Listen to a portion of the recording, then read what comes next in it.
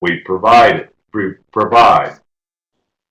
If we want to think some about this to-be vision and the potential of this to-be vision, then we need to think some about whether or not it is actually conceivable for more customers to be into training, whether WIA funded or not. There are actually multiple ways that people can be funded to get into training. Different types of federal student aid, Pell Grants, loans, the GI Bill, the Trade Act, vocational rehabilitation. All of those are options, plus there's probably many more. The question is do you want to be an organization that starts with the concept that we want to help people to go to training, even if WIA does not pay for it? We also need to think, as we're thinking some about our vision, how it is that we're going to manage our performance. In general, in many places across the country, the way performance is managed is by managing who gets into the program, the characteristics of those that you let in, how we make sure that no one has 90 days lapse in service so that they don't exit and hurt our performance standards, and how to make sure that we in fact enter all the data appropriately and not get busted. I am not saying that these as-is are bad items. I'm simply saying that maybe the focus should begin to be on managing value. It may not be just who we let in, but how it is that we serve them. It may not just be whether or not we decide to exit them, but how they are served when they are in the program. Do you want to have predominantly a program focus, and/or do you predominantly want to have a customer focus? Those are significant issues as you're beginning to think some about your vision.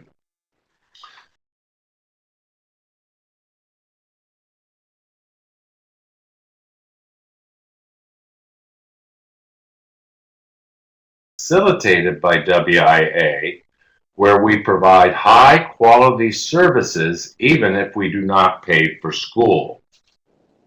The reason this vision is important is because of the expectations that people have for us to pay for school. Well, where did people get those expectations? Well, I noticed that Leonard said in the chat bar here that the word is out, we have no money. Well, I think there's a lot of reasons why people expect us to go to school. See which of these are true for you and your organization. First of all, there's a word-of-mouth component that has to do with history. People call and say, you paid for my sister. My friend told me that.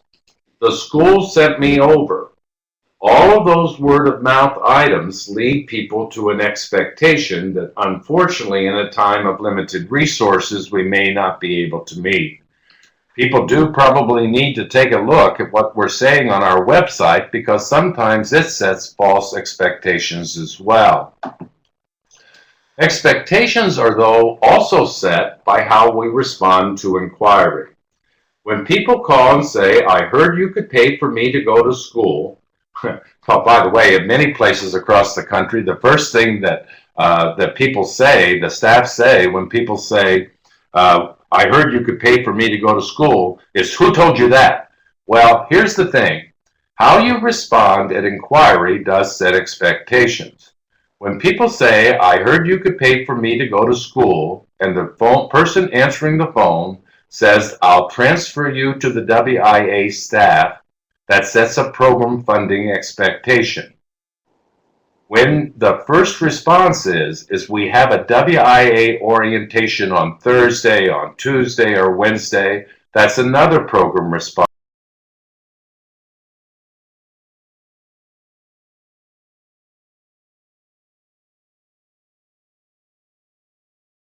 We don't have money right now, we'll put you on a waiting list.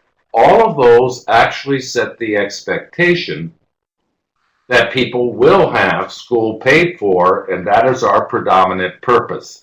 That's the reason why you need to think about your vision. I would be very interested to see how you have begun to respond to these inquiries in the limited resource environment.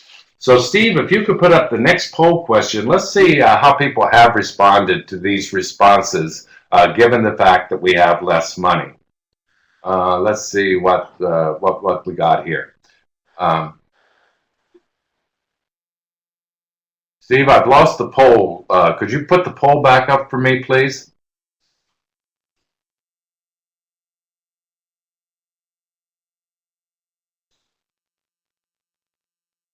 Steve, if we could have the poll put back up, that would be great. Because I'm wanting to know how it is that people have reduced to a training time, their training time. You have a number of choices available to you. Have you created a waiting list? Told inquirers that money is not available? Told inquirers that budgets have been cut? You've become more selective about who you let into WIA. You've changed your training policies, procedures, and processes, or you've reduced the ITA amount and duration. Some of you have probably done more than one of these, so let's just see what people have done.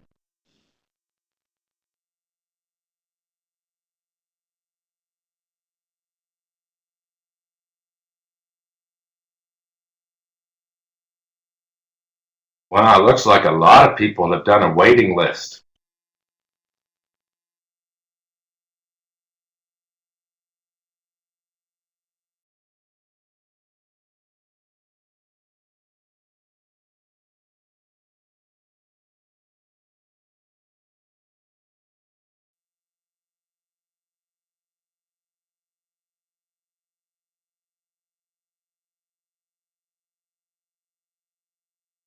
Okay, well, it appears that a large number of you have created a waiting list.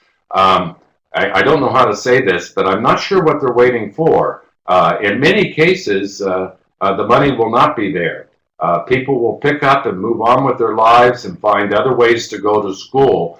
That a waiting list, in fact, also sets an expectation that, in fact, eventually they may be funded.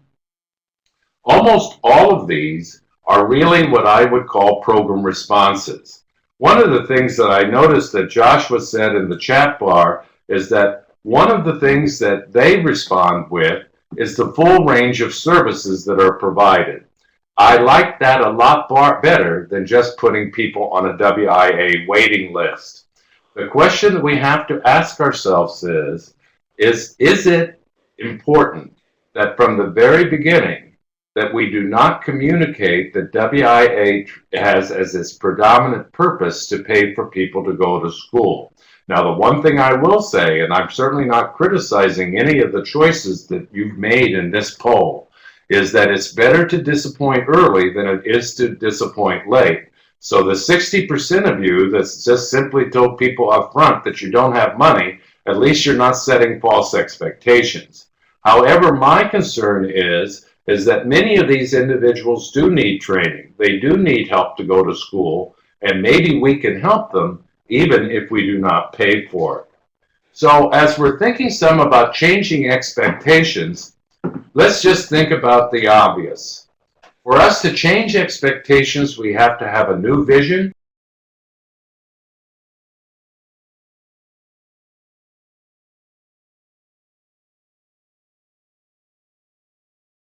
Talk in a few minutes about orientation, because in many cases, orientation is not a service.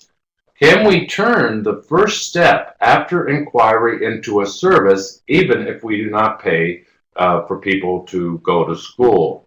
Now, once you have designed a new process, it's pretty important to be fairly rigid and to stick to it. I hope this fits here, but I want to tell you a quick story about a session I did in New York. And we were talking about streamlining training entry.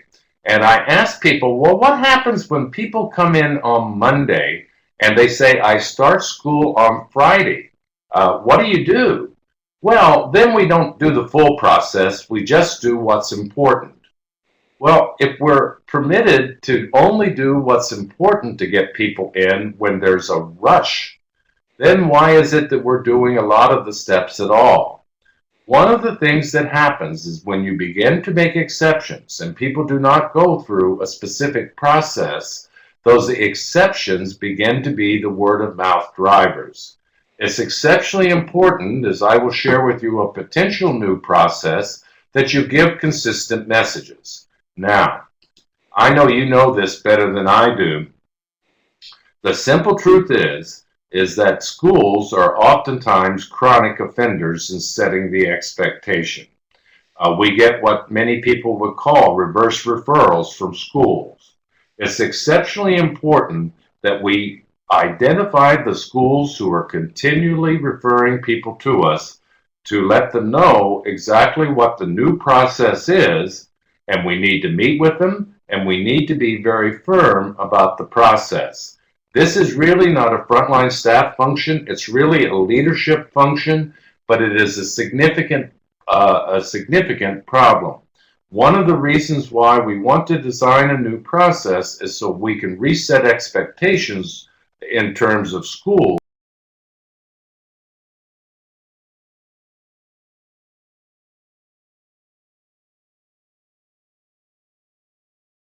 potential response to inquiries for training. I heard you could pay for me to go to school. It's great that you want to go to school. The first thing you will want to do is to attend our workshops, choosing a new career and finding money to go to school. You'll learn about choosing the right career for you to get a job and the many, many ways to find the resources you will need to go to school. May I register you for these workshops right now? Now, this may be too clever for you, but what this basically begins to communicate is that we do want people to go to school, but we are not in the business of funding people to go to school as our only service. You may want to think about offering workshops that add value on the first visit as opposed to just orientation. Now, the places around the country that choose this particular process, they do have workshops as their first step and not a WIA orientation. Because the very name WIA Orientation has a program focus and it has a WIA funded training focus. Both of these workshops could be offered in the same day. They can be of different lengths, but here's some of the things that some people do in these sessions. The first thing that we need to make sure of is that people are clear in terms of going to school. Even if you believe the purpose of the WIA program is to pay for people to go to school, it is not truly that. If it is for us to pay for people to go to school, it is to pay for them to go to school to get a job. That's what distinguishes us from school-based financial aid, is that we don't just fund school, but we fund school as a means to employment. It's important that the first contact with the customer provides clarity.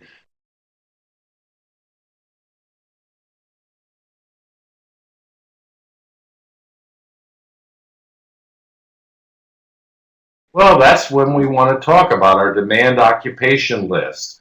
We want to give people some idea of what the job really requires and to see whether or not they are interested. The outcome of this workshop should be greater clarity in terms of what it is that people want to do. The second workshop is about exploring financing options. The very idea of having this session begins to say to people that WIA is only one and maybe not even available at all in terms of the resources that might be available for them to go to school. Certainly, in most cases, we will want to help people complete their free application for federal student aid. This is a prerequisite for the Pell Grant program or for any of the federal loan programs. So, this process of opening not with an orientation, but with two workshops, one on starting a new career and the other one on finding money, is an alternative first step. One of the questions you'll want to ask about your process because after all, I'm now attempting to add something new in a time of limited resources, is does this eliminate any of the one-on-one steps that are traditionally needed? Well, here is something we'll explore in just a moment. Many of the items that must be included in the FAFSA are also potentially items that can be used for WIA income eligibility determination. I'm going to assume that many of you do help people complete the FAFSA, but the question is can the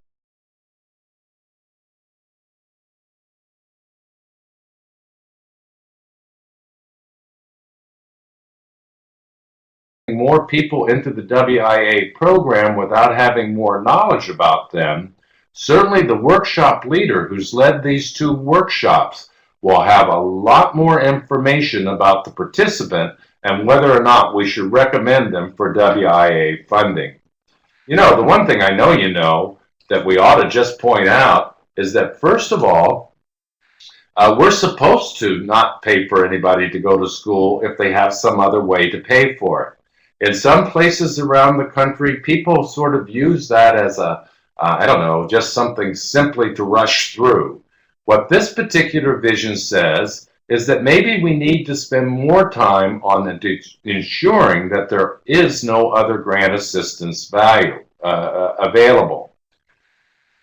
We add value when we help people apply for other federal resources. Now, it may or may not be possible in your community, but in some communities, actually, the local workforce area has partnered with the Community College Financial Aid Office to offer this workshop.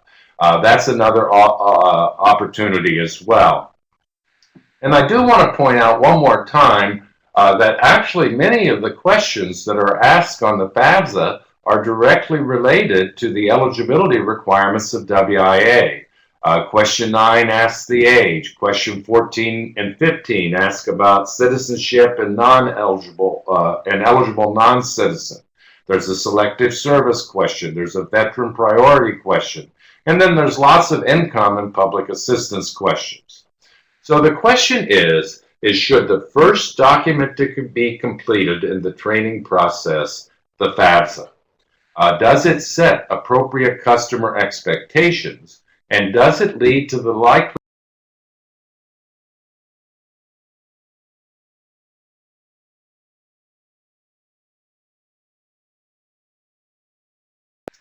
So, having said that, and after you've begun to think some about your vision and how you'll set appropriate expectations for the program, now's the time to think some about the process of WIA training entry. For those of you who attended the last session, please forgive me. I'm going to do a very quick overview for those who did not join us. But in the last session, we talked about the importance of using lean manufacturing principles to streamline our service processes. Lean is simply a process by which we eliminate waste and by which we add value at every step. We said last time that as we're looking at to process map and to map our process of people entering training, we need to always ask ourselves three questions. Do we have to do this? Do we want to do this? And does it add value? Now, in lean, those things that do not add value are considered to be waste. Whenever there is waste, we should attempt to eliminate it, we should attempt to simplify it, or we should at a minimum reduce it. One of our problems that is unlike many places in the private sector is much of our waste is required. We have certain requirements and regulations and documentation and data validation elements that all have to be included, not because we have chosen to do so, not because it serves the customer, but because it's what the government requires. You have to say to yourself that no one in their right mind would design our current system this way. And that's not to blame you. It's just simply to say that many of the requirements were not designed for the purpose of producing positive outcomes for customers,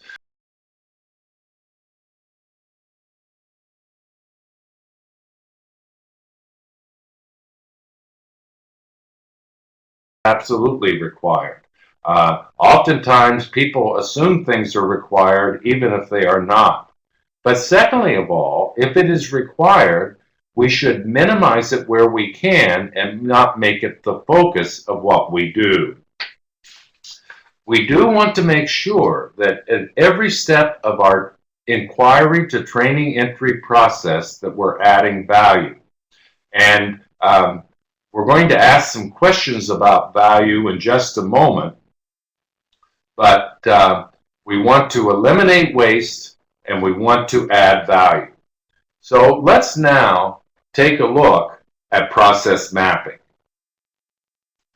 The first step in going lean is for you to have an agreement on exactly what is the as-is customer flow, and to begin the process of mapping a potential to-be process. So here are some things that you might want to look at as you're beginning to map your as-is flow. First of all, as we discussed last time, you'll want to involve all staff, contractors, and leadership in the process of mapping. You need a process to improve the process.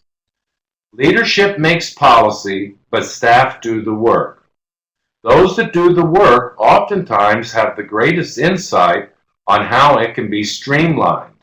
However, sometimes those that actually do the work at the front line feel trapped by history, by practice, and by lore.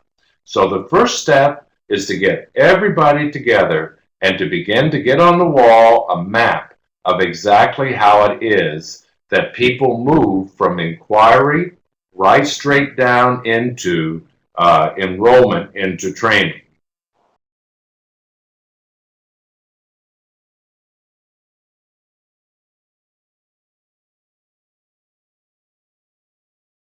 All what is required for eligibility, what the USDOL Teagles say about data validation, and what they require about the flow. Now, I'm going to spend just a moment on data validation, and I hope to not get in too much trouble here, but I do want to just share with you some things that are interesting to me. In terms of entry into WIA at the Core B level, there are really only 3 requirements. So, to be into the adult program, they must be at least 18. If they are male, they must be selective service registered, and they must be legal to work in the United States. Of those 3, only 18, the age, is a data validation element. That means that in many states there are no hard documentation for legal to work or selective service. However, as is always true, it is highly dependent on how the state has interpreted these data validation elements and the eligibility documentation requirements. Oftentimes, these are not even rooted in state policy, but in monitoring checklists and monitoring visits. So one of the things you'll want to do, and I'm sure you have this, is you're going to actually want to look at the monitoring checklists. Those things that the state requires, you're going to have to do. But then you're going to have to ask, does any steps in your process include items that are not going to be monitored and are not on the monitoring checklist?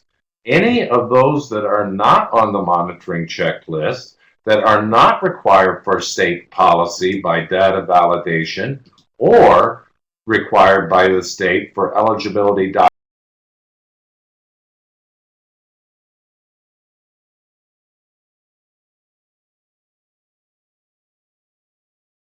to take a look at that influences your training process. After you have looked at this detail, you'll want to map every as-is step, and you won't want to do it just by what people are supposed to do, but how staff actually implement it.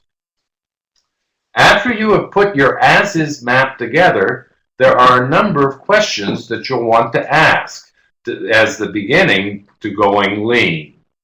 First of all, you may find out that people in the room can't even agree on what the process map is.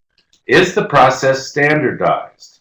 Do different staff do it in different kinds of ways?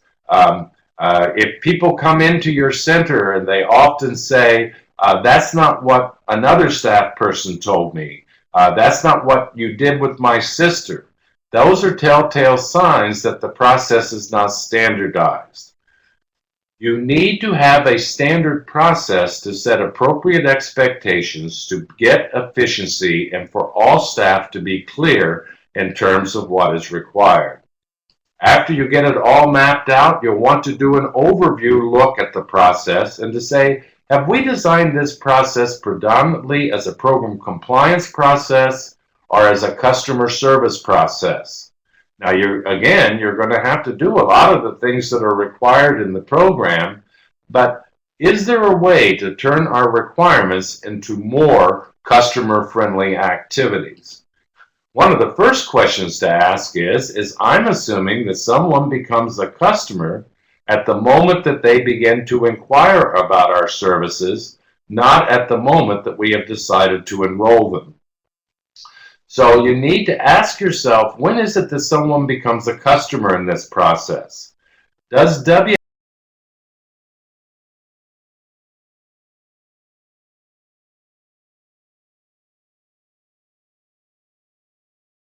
steps the customer believes adds value and which steps, in fact, lead to waste?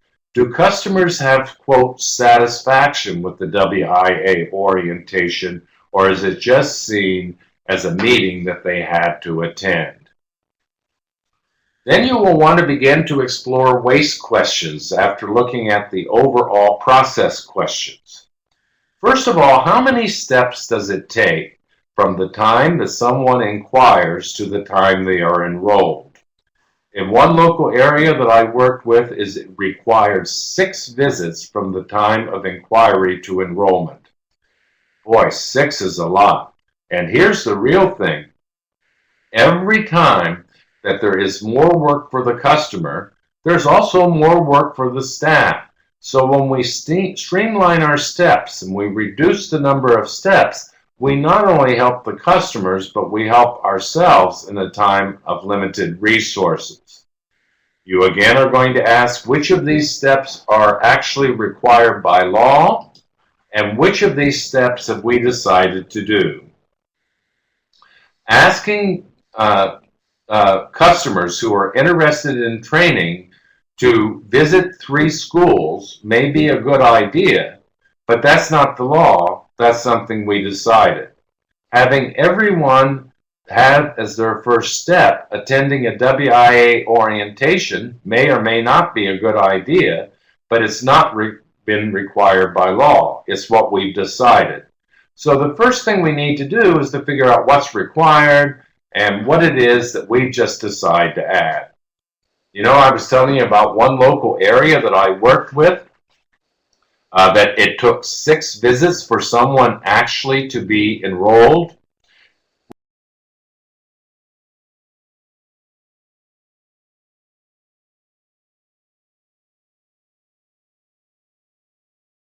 Actually joined WIA. That's a 26-to-1 conversion ratio. In most classic lean manufacturing, what that would mean is that we've expended time on 25 individuals for which there was no return.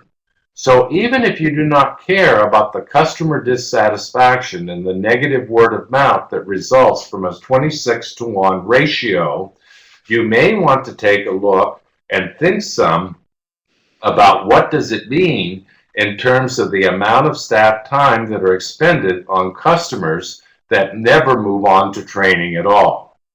Certainly, any step that we can eliminate, we want to do so, combine them when we can.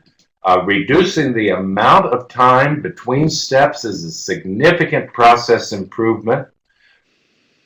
Looking some at how much time it takes between the time that a frontline staff recommends someone to go to school, and by the time it is actually approved by the higher ups, is a significant process improvement area. I think we mentioned in the last training, we oftentimes have way too many checkers that people have to, at the front line, turn it into the queen of data validation for approval that then moves on to the downtown office for approval. We need to look at actually how many steps must be taken for people to go through the process, and how long does it take for that process to take place. After you have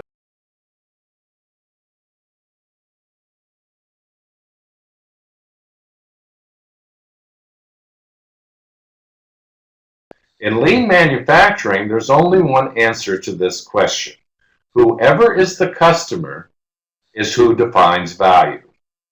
We have confusion because oftentimes here value is defined by funding sources who are not truly a customer but just a financing mechanism, but someone we must keep happy in order to serve customers well. We need to find out from customers what they believe adds value. We then need to look at the steps to say which do add value. How can we make every step add value? And how can we add value to those that we are required to do? The reason that I focused on FAFSA completion as an initial first step possibility is to attempt to bring value to the eligibility process that is typically just a program requirement, and hoping that the customer receives something beyond just those documentations. So what makes the process value added? Well, for me, it's value added if the customer perceives value, if we actually increase the number of training enrollments, because at least again for me, quantity counts, and does it help contribute to high performance outcomes? So Steve, let's see what everybody who's attending thinks about these. If you could put the next poll question up, that would be great. All right, I listed for you 3 different ways to define value in your process mapping. Customers perceive and receive value in the process step. It increases the number of customers enrolled in training. It contributes to meeting WIA performance standards. Now, I'm asking you, which of these do you think is most important, or do you think all 3 are important? So I'd love to see your results on that.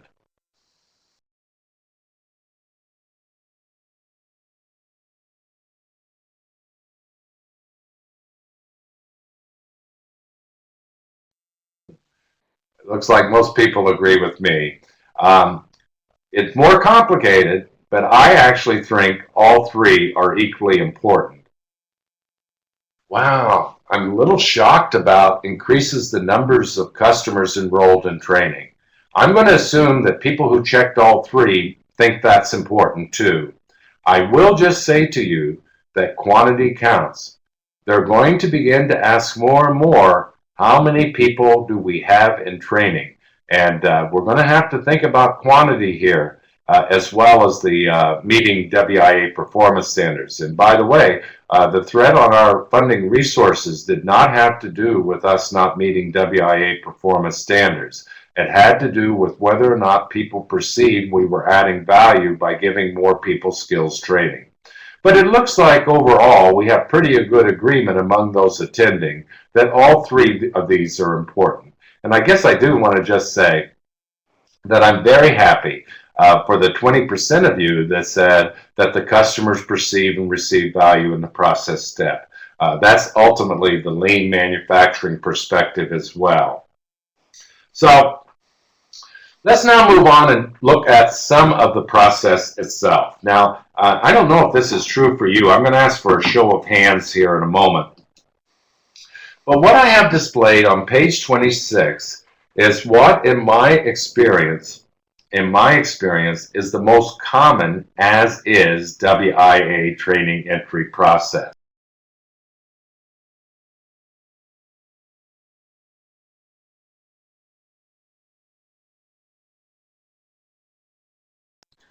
They then Based upon returning from that orientation, come back for a one-on-one meeting to begin WIA eligibility determination.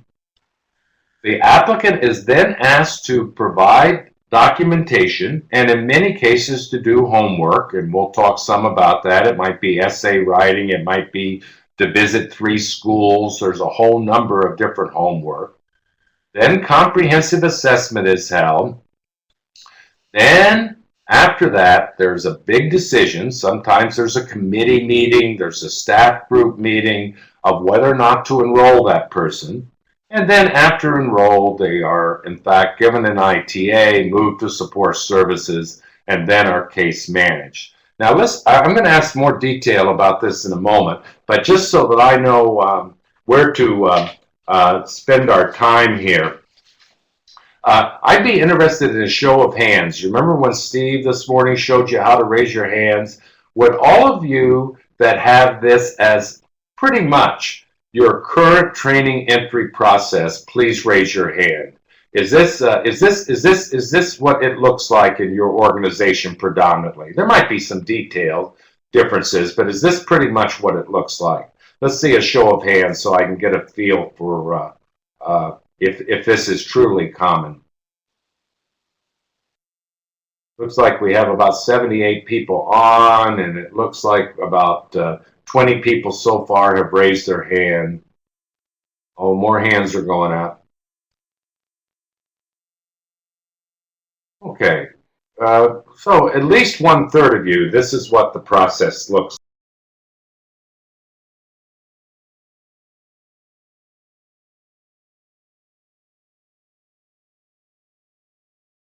What is commonly the process. Now, the process in many cases have been designed based upon what is a belief about what is required through moving through the sequence of services, of where people first start in core, then they have certain criteria before they can move to intensive, then they move into intensive, and then there's more criteria before people can actually get into training. Now, in all fairness, the United States Department of Labor has given tremendous mixed messages about what people refer to as the flow of service and moving through the sequence of services. It is now USDOL's perspective that this is not meant to be a rigid paradigm. They were very concerned that many individuals were having people have to have failed job searches before they could move ever on to intensive services. USDOL has now clearly stated that in the first visit, at the time of initial assessment, we can determine that people need intensive and training services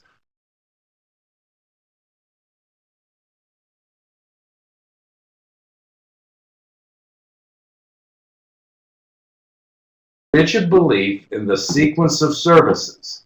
We have to just simply document throughout the process each of these items of eligibility and to make sure it appears in our data system. And we, by doing so, can streamline our training entry without getting all caught up in the core intensive training paradigm. But having said that, let's look at each of these process steps in the common flow that at least many of you seem to have. I want to spend a moment, and I've talked some about this, about WIA orientation. I guess the thing I want you to most ask is, what do you do in the orientation? I've already told you I would choose to replace the orientation with 2 workshops, choosing a career and finding money to go to school.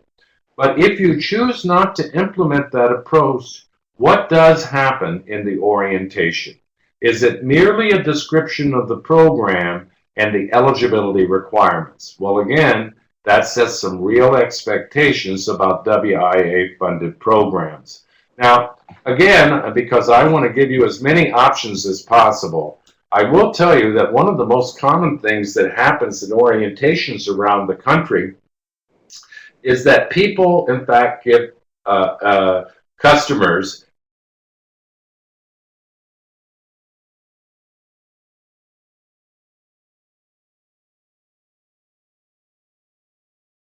list of documentation that is conceivable to prove income. If you're going to give people a checklist, I would recommend to you that you not make it look so complicated. Even though all of those things may be possibilities, there are simply some that are more common than others.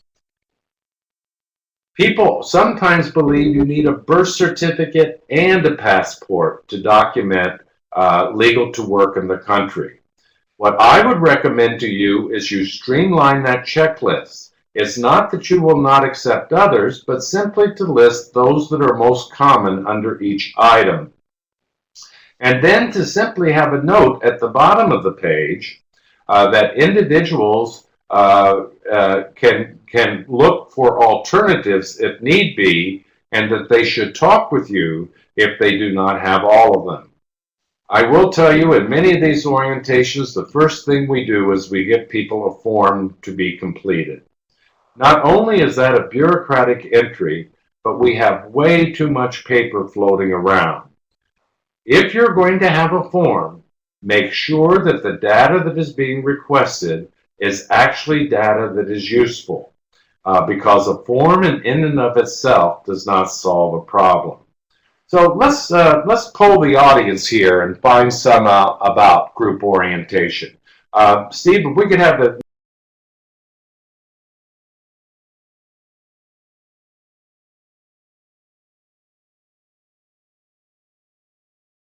we do have WIA group orientation as the first step.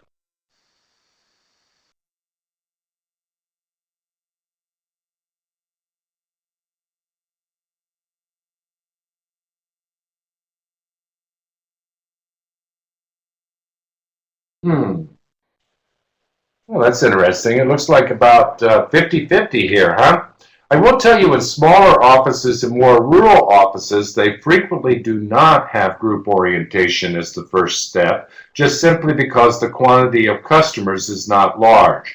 I want to say to you, those of you in smaller offices, and those of you who have fewer inquiries by individuals in terms of their interest in training, your first step is probably a one-on-one. I will say to you, even if the first step is a one-on-one, you might want to think some about the first meeting being the completion of the FAFSA and not about WIA eligibility determination.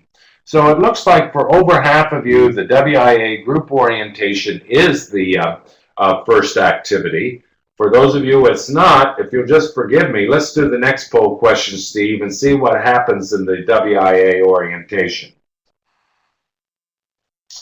Let's see. Please check all of these that are true. How frequent is the group orientation? Is it at least weekly? Do you have twice as many people attend as enrolled? Do they leave with an eligibility checklist?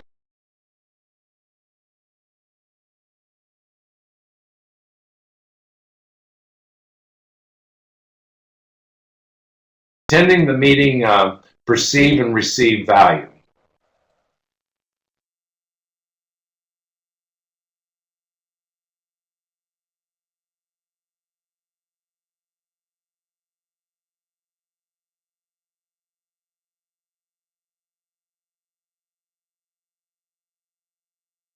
Okay, let's see. The results are coming in. Looks like in many places it's held weekly. It does look like our conversion ratio could be improved. It does look like many leave with a one-on-one, and there's 55% who believe people perceive value. Those are all fine. I think that it's something worth thinking about. I just noticed in the chat box a couple of points that I want to respond to. The first one simply is that orientations are not always bad or wasteful thing. When the influx of people coming into and calling our center each day is very high, then the orientation and explanation of all of our services and resources to a large number of people at one time in a group can be more efficient. All right, let me just say this, and again, this is just an opinion. My purpose of this seminar is to get you to ask questions about what you do. I, if you'll recall, am recommending a group meeting. as a first step. I'm not recommending a one-on-one. I'm just recommending that the first step be a workshop and not orientation. I will also share with you that I believe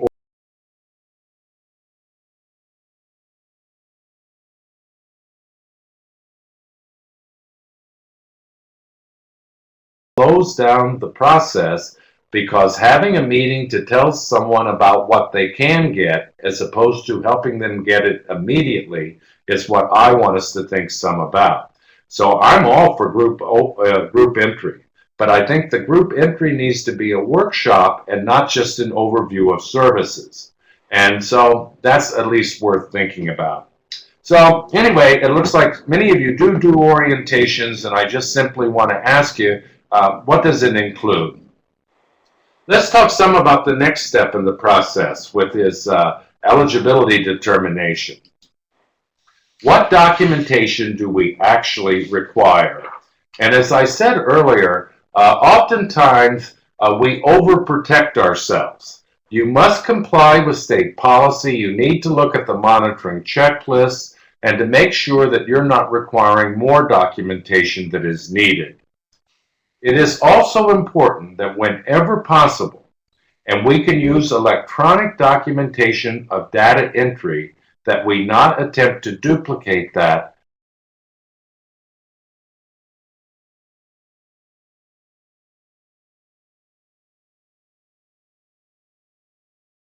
both electronic and paper. Many of our monitoring problems happen because the paper and electronic files don't match.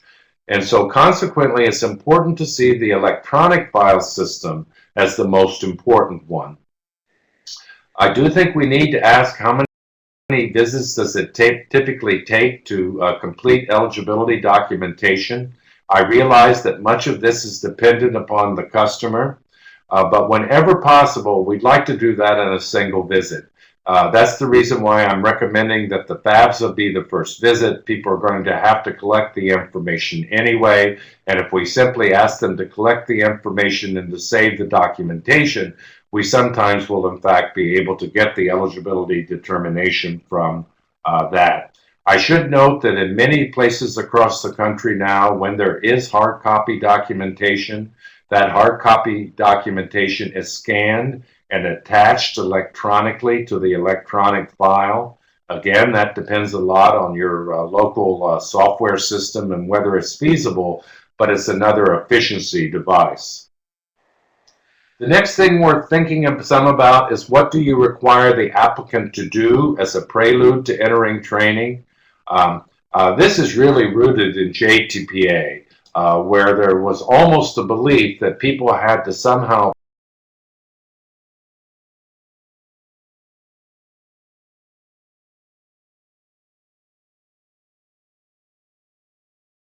prior to training enrollment.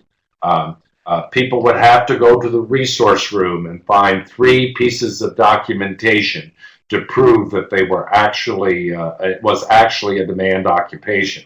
Well, we can only fund things that are on the demand occupation list. So I'm not sure what we're really accomplishing with that. Some people have people write essays. Some people have people visit 3 schools. There's probably a lot of others. Some people have people, actually there was one place I worked in Vermont where people required people to have a letter from employer that promised to hire them after school. Well, all of those kinds of homework steps not only slows down the process, but in fact does not necessarily guarantee that we're going to get individuals who are truly able to go to school. So I think step number 4, the WIA applicant homework, needs to be significantly reduced if that's something that you do. So let's find out what you do require. Steve, if we could put up the next poll question, that would be great. Let's get that next question up, Steve, so we can see what people are doing. Steve?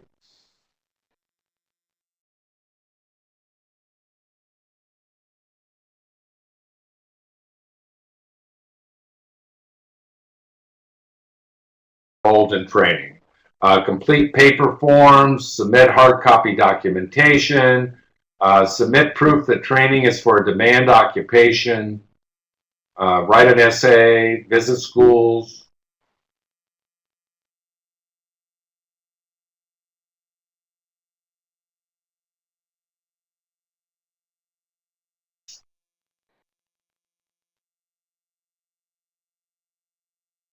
Okay, looks like the votes are still coming in. All right, just a few comments on this. And again, this is just for you to think about. I'm hoping at the end of this session, I will have triggered a lot of questions for you to ask, for you either to reconfirm what you do or to think about changing what you do. I want to first comment on submitting hard copy documentation. I'm going to be frank with you, that may or may not be a candidate for elimination. This depends a lot upon what the state requires. Many states across the country have moved toward a completely paperless system, but that's not true of all states. And so in your state, if it's required, we're going to have to include that step. We'll want to minimize it where we can, but we're going to have to do it because it's required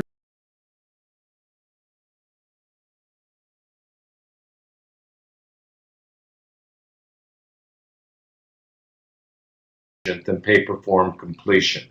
And again, every time you have more paper, there has to be total alignment between the paper and the eligibility documents. I mean, the paper documents and the electronic system. So I think you have to ask yourself, how do customers feel about form completion? How is the forms really used? Do they add value? If they add value, then you ought to keep them. If you can streamline them, you can reduce them or eliminate them, then that's something you might want to require. And I just want to say one more time, asking customers to prove that the occupation is in demand when the occupation is already on the demand occupation list seems like not a very much a value-added activity for me. And by the way, updating the demand occupation list frequently is the best way to take care of that. So the visiting of schools may or may not be useful. I think writing an essay is not particularly useful, but the question is here is how many of these do you really have to do? Well, the only one by law that you may have to do is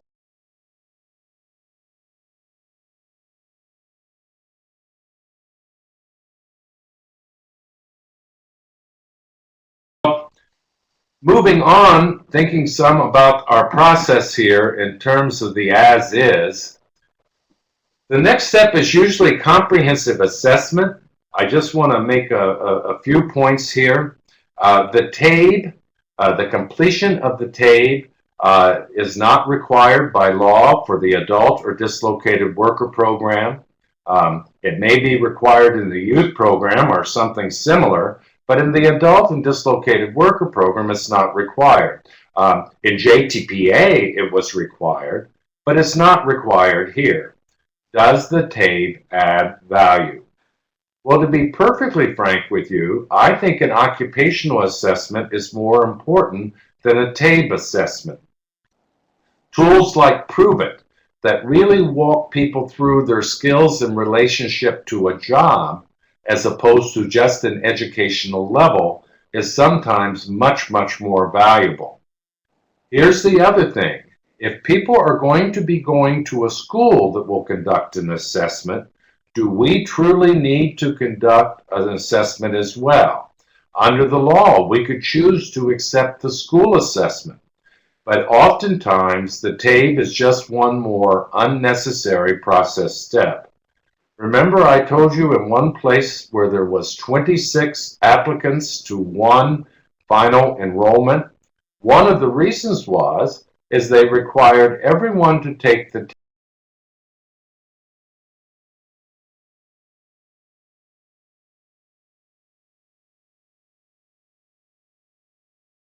to succeed at school so that they can get a job in the field for which they were trained. That means that the assessment should be tied not just to educational level, but what it is that is needed to get into a particular school or into a particular occupation. Questions you might want to ask about the WIA enrollment decision and enrollment process is that if you're one of the areas that have what people call an enrollment committee or an approval committee, where all staff sit around and have to vote on letting this person into the program, you need to ask yourself, does that truly add value? How much staff time does that take? Does it change results? And I think we have to think some about whether that is truly a value-added activity. Another thing is about how many people have to make the approval for people to be able to go to school. Ideally, frontline staff should be able to make that decision. That would require them to have real-time knowledge of the budget amount, the implications of those decisions. But every time there are multiple levels of checkers, it not only increases cycle time, but it makes the process less streamlined. I'm not going to talk about number 8 today because when we get together for the next webinar in February, we're going to spend time on streamlining case management. But that's the ad.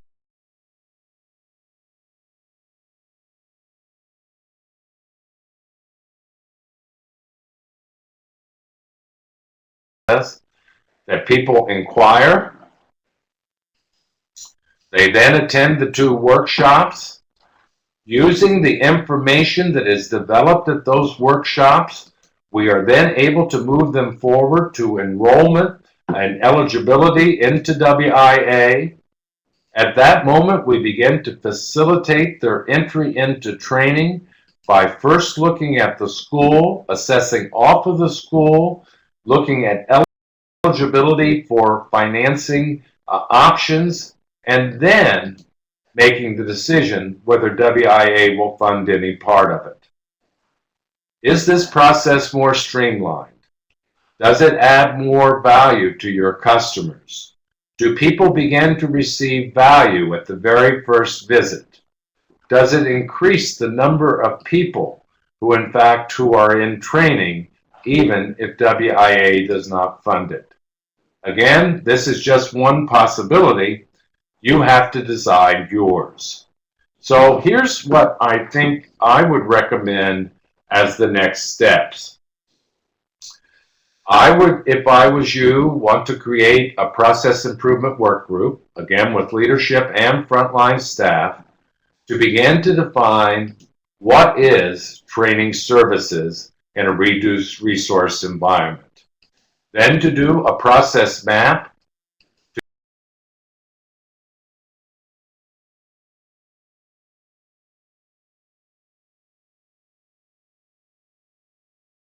value, attempting to get rid of waste to add more value, and then to design a process map of what is to be piloted. And I want to just highlight it's to be piloted. No one really knows what will work until you try it. So we need to, in fact, find a to-be, create a period of time that we will test it out, and to develop some evaluation criteria on whether or not it made a difference. And to see this as a process that will need to be improved forever. So that's some thoughts on streamlining WIA training and serving more with less. What I would love to do now is to open it up into a forum with you and to get some of your ideas and your thoughts. It may have been things that we talked about today that you think might be useful for you. You need to think some about which training steps may be most likely to be improved. I'd love to hear from you in terms of some of the things that you've been doing, but this would be a good time for questions, comments, and answers. So anything you have on mind is fine. All right. One person here says that Illinois' policy is that skills tests, not just the TABE, there are several that are acceptable, have to be entered for a customer before the customer can be enrolled in training services. Again, all states' policies are different. I'm glad to hear it's not just the TABE. I would look for some kind of school-specific, occupational-specific assessment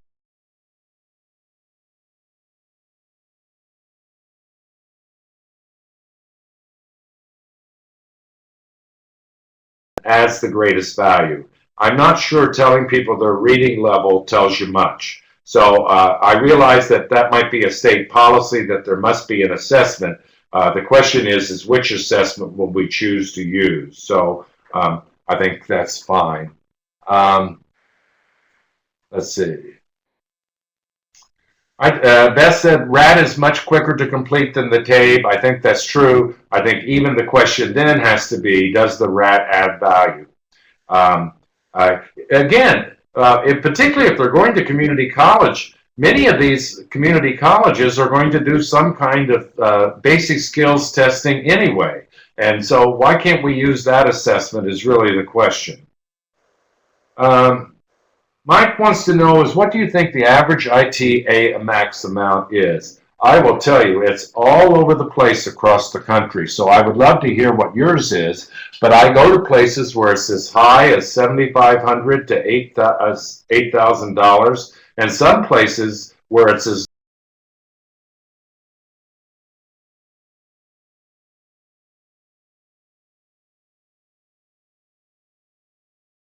to do with the question of, do you want to serve more with less, or do you want to serve fewer and pay more? Oh my goodness. One person has up to $14,000. That's an awful lot of money. Wow, look at these amounts, $14,000, $12,000. That's a great deal of money. I don't know how you're going to keep that up in a time of reduced resources without reducing the number of people in training. And I'm very worried about continuing a policy that reduces the number of people in training, even though budgets are being reduced. Let's see what else we got here.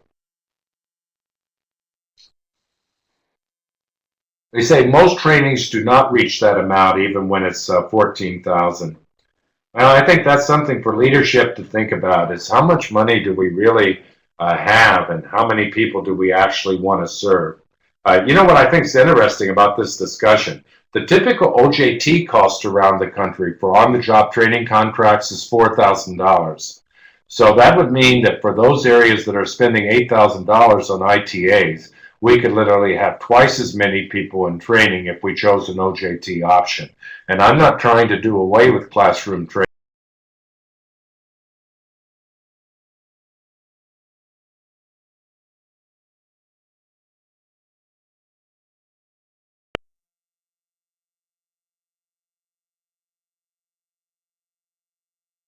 Looks like a number of people are typing. We'll give them a chance to put a few things in.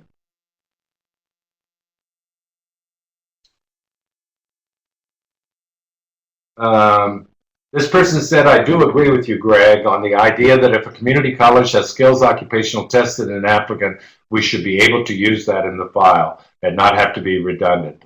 And by the way, I think that's USDOL policy that says we don't have to do duplicative assessments. That's even true in the youth program. Mike wants to know, I like the idea of workshops, but how do you get credit for this function? Do you suggest enrolling them at this point? Mike, I was hoping no one would ask that question. I'm just, let's see if I can do this in a non-technical, non-complicated way. The USDOL TEGL, in terms of the common measures, expects that any time a service that is not self-service, that is staff-assisted in a WIA-funded facility or WIA-funded staff person, that person should be enrolled into WIA.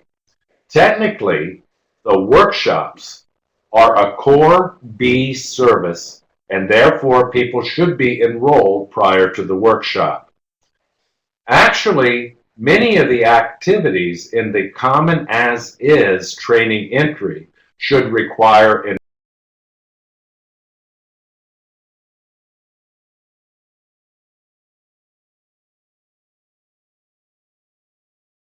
areas that doesn't happen. This is up to you, of course, but it would be conceivable to have the two workshops as the first Core B service and to do enrollment prior to those using only the core eligibility requirements for the adult program of 18, selective service, and eligible to work. But that's a decision you will need to make. The reason I am recommending the workshops first is simply as a means to get people started on training without having the expectation of WIA being the sole funder. Diane said, we have a problem with local employers wanting to complete the paperwork with OJT. Well, Diane, again, this session isn't about that, but we need to streamline that paperwork as well. I will share with you that in many places across the country that have had success with OJT, it is our staff that completes the paperwork for the employer and not the employer completing the paperwork. Mike says, has there been any federal movement to use UI funds to do OJT? Isn't that a good question? You know, when the president and the Congress returns and they began to make a decision on extended UI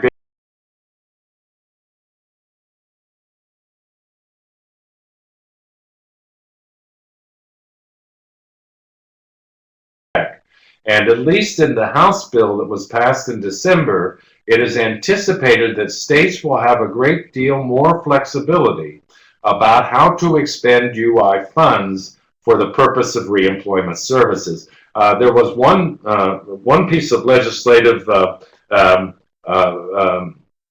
activity that talked about states being permitted to charge UI claimants $5 out of their check to pay for reemployment services. So, Mike, it really may change where people do begin to have expectations, and those resources may be available, but I don't know about that. Let's see.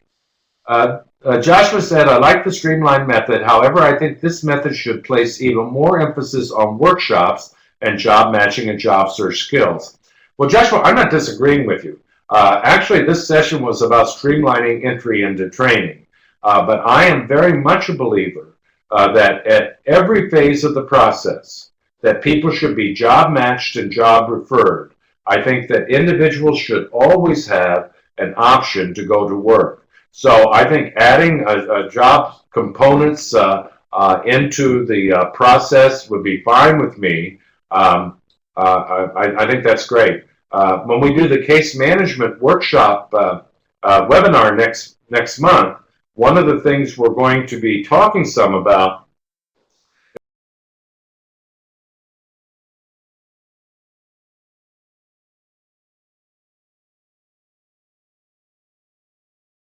in school. So I'm certainly in favor of all of those, adding all of those activities. It's just that this particular webinar was focused on streamlining entry into training. But again, you get to design your own process.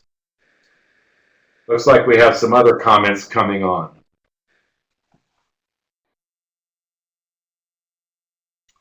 How electronic, Joe wants to know, could you elaborate on how electronic files are increasingly being used? There are two predominant ways. One of the ways electronic files are being used is simply that there is a lot more reliance on self-attestation and staff attestation where there are not data validation elements that require hard documentation. This requires a state decision. Usually there is a state-driven system that requires certain data entry, but there are a number of states that have almost exclusively electronic entry. There are states as well where they do require documentation, but the documentation is scanned and is attached as an electronic file to the electronic eligibility documentation. So that's what's happening in some places. But again, you can't decide to do that as a local area. That's something that in most cases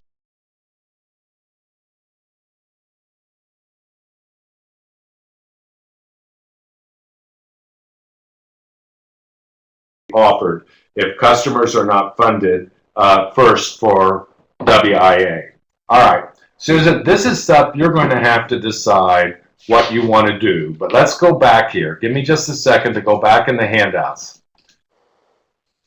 All right.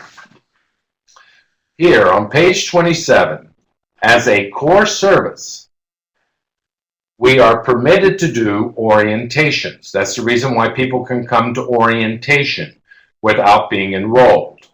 However, there are two other activities that are listed as core services: initial assessment, and then job search, placement assistance, and career counseling. The question is are the two workshops that I described a core service because it focuses on initial assessment and career counseling? Now, it may be a core B service, and if it is a core B service, depending upon how Illinois interprets the enrollment requirements, they may need to be enrolled prior to these workshops. However, in many local areas in Illinois and across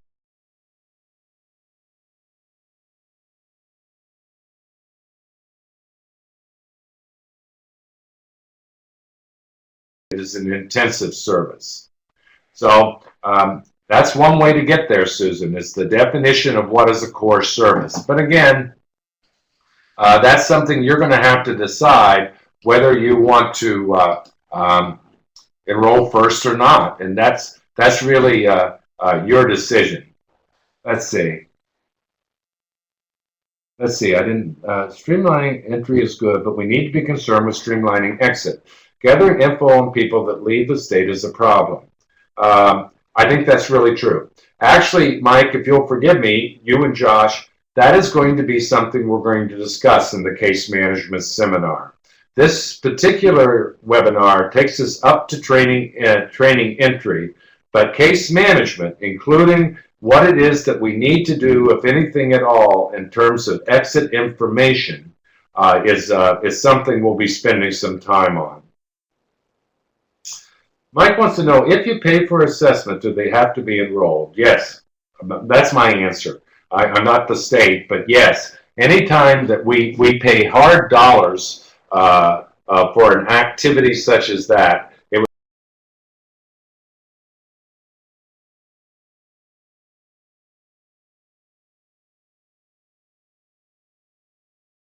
we have one more person putting something in here.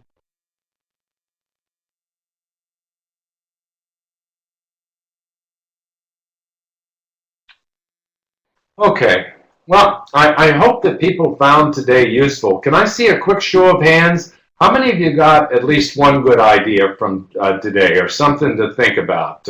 Would you raise your hand? Let us see here. Oh, that's pretty good. I'm glad people got a few ideas. Actually, that's the next poll question, right, Steve? So if we can put the next poll question up while people are doing that, we can find out. So I'd love to hear, what was your reaction to this webinar?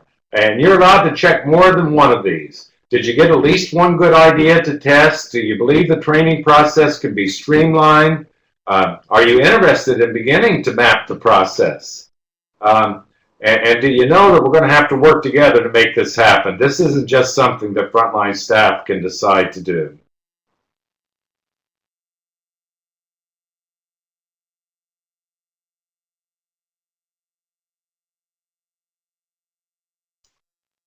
Well, that's pretty good.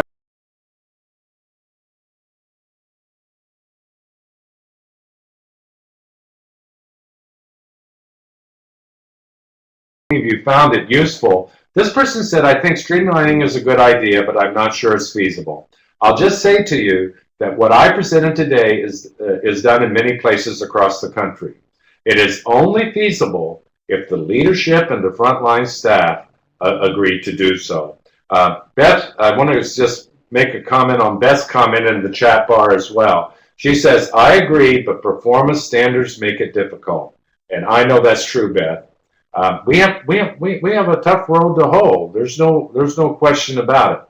But no matter what, there's not a one of you listening that cannot think of one thing that could be reduced to make our job easier and to make it better for customers.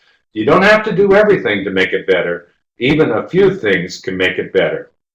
So I really appreciated you joining us today. I hope that we'll see you again on February 8th when we're going to talk some about the case management process and what we can do to streamline that. So, Steve, if you put up the final question, we'd appreciate your evaluation of the webinar. This will be informing for us.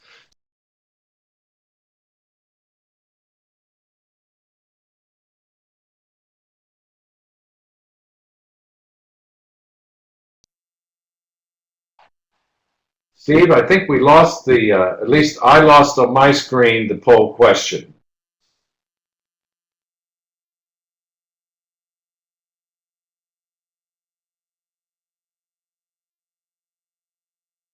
Well, thank you so much for attending. I hope you did find it useful. I hope I get to see you again in February. I had a great time. I wish you good success and a happy new year.